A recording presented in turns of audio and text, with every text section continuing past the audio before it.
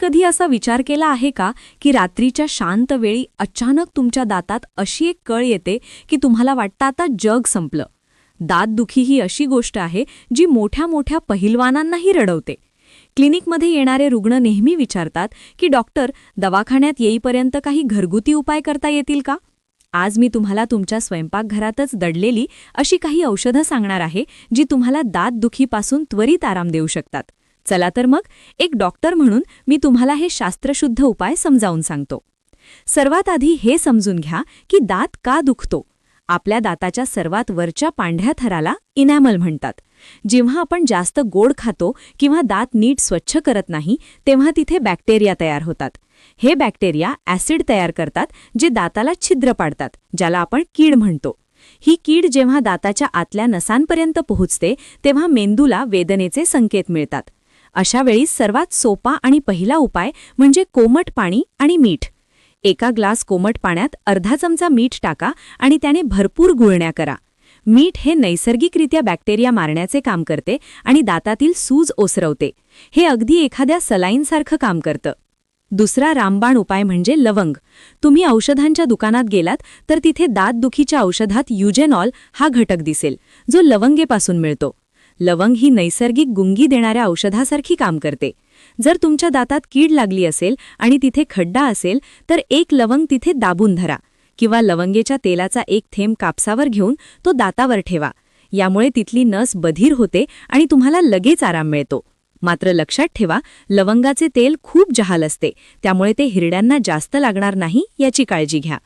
आपल्या स्वयंपाकघरात असणारा लसूण हा केवळ चवीसाठी नसून ते एक उत्तम अँटीबायोटिक आहे.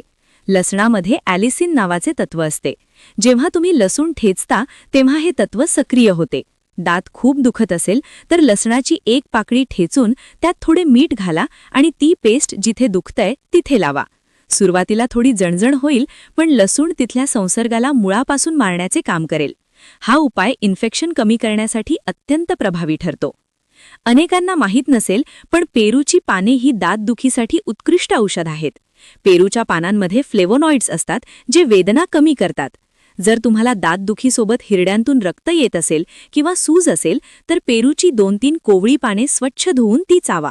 जर चावणं शक्य नसेल तर पाने उकळून त्या पानाने गुळण्या करा. यामुळे तोंडातील दुर्गंधी तर जाईलच, पण दातदुखीची तीव्रताही खूप कमी होईल. हे एखाद्या माउथवॉशप्रमाणे काम करतं, पण कोणत्याही रसायनांशिवाय. कधीकधी दातदुखीमुळे चेहऱ्यावर मोठी सूज येते. अशावेळी गरम शेक देऊ नका, कारण त्यामुळे संसर्ग वाढू शकतो. त्याऐवजी बर्फाचा वापर करा. एका रुमालात बर्फाचे खडे घ्या आणि गालाच्या बाहेरून जिथे दुखतंय तिथे 10-15 मिनिटे शेक द्या. याला कोल्ड कॉम्प्रेस म्हणतात. यामुळे रक्तवाहिन्या आकुंचन पावतात आणि वेदनांची जाणीव कमी होते. विशेषतः रात्री झोपताना जर वेदना वाढल्या तर डोक्याखाली 2 उशा घेऊन थोडे उंच झोपा, जेणेकरून डोक्याकडे होणारा रक्ताचा प्रवाह कमी होईल आणि दातातील ठणका कमी होईल. डॉक्टर म्हणून मला हे सांगणे देखील तितकेच महत्त्वाचे वाटते की हे उपाय केवळ फर्स्ट एड म्हणजेच प्राथमिक उपचार आहेत. दातदुखी हे लक्षण आहे की तुमच्या दातात काहीतरी बिघाड झाला आहे.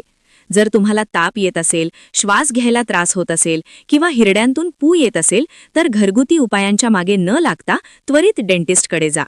दातदुखी ही फक्त दातापुरती मर्यादित नसते. ती कधीकधी तुमच्या कानापर्यंत, डोक्यापर्यंत आणि मानेपर्यंत पसरते. याला आपण रेफर्ड पेन म्हणतो. म्हणूनच जेव्हा घरगुती उपाय करायचे असतात तेव्हा आपल्याला थोडं अधिक खोलवर जाऊन विचार करावा लागतो.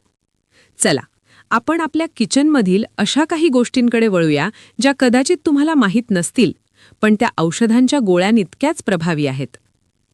पुढचा महत्त्वाचा उपाय म्हणजे हळद.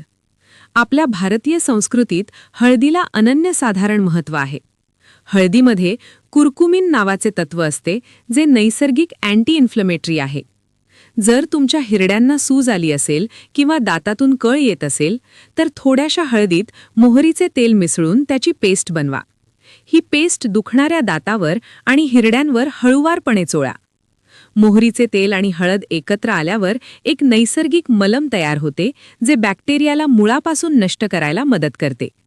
हे लावल्यानंतर किमान 10-15 मिनिटे गुळण्या करू नका, जेणेकरून हळद आपले काम करू शकेल. आता आपण एका अशा झाडाबद्दल बोलूया जे आपल्या अंगणात सहज उपलब्ध असते. कोरफड, ॲलोवेरा. कोरफडीचा गर केवळ त्वचेसाठी किंवा केसांसाठी चांगला नसून तो दातांच्या आरोग्यासाठीही वरदान आहे. जर तुम्हाला गम इन्फेक्शन झाले असेल तर कोरफडीचा ताजा गर काढून तो दुखणाऱ्या जागी लावा आणि हलका मसाज करा. कोरफड ही नैसर्गिकरित्या थंड असते, त्यामुळे तिचे गुणधर्म दातांची जळजळ आणि ठणका कमी करायला मदत करतात. संशोधनातून असे दिसून आले आहे की कोरफडीचा गर हा अनेक महागड्या टूथपेस्टपेक्षाही प्रभावीपणे दातांमधील जंतू नष्ट करू शकतो. तुम्ही कधी कांद्याचा विचार दातदुखीवर उपाय म्हणून केलाय का? ऐकायला कदाचित विचित्र वाटेल, पण कांद्यामध्ये असलेले सल्फर संयुगे आणि अँटीमायक्रोबियल गुणधर्म दातांमधील संसर्गाला रोखण्यासाठी अत्यंत गुणकारी आहेत. जर तुम्हाला खूप दात दुखत असेल आणि तुमच्याकडे दुसरं काहीच नसेल तर कांद्याचा एक छोटा तुकडा कापून तो दुखणाऱ्या दातावर ठेवा आणि त्याचा रस तिथे जाईल याची काळजी घ्या.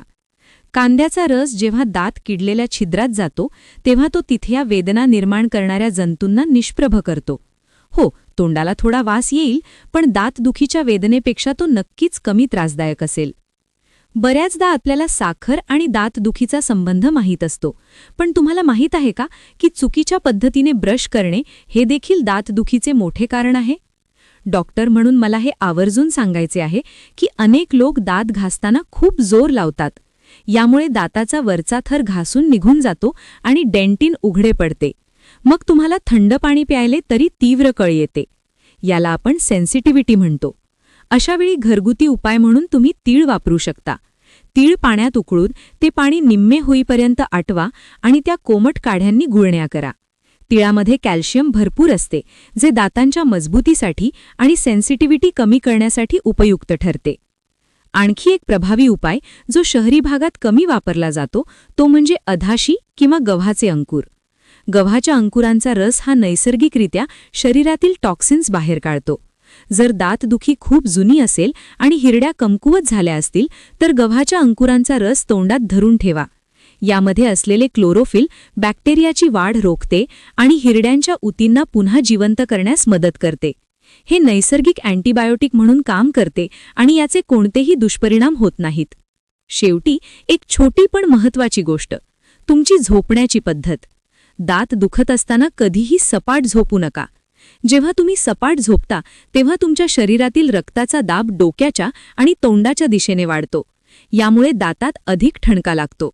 झोपताना डोक्याखाली 2-3 उशा ठेवा, जेणेकरून डोके हृदयाच्या पातळीपेक्षा वर राहील. यामुळे सूज कमी होण्यास आणि शांत झोप लागण्यास मदत होईल.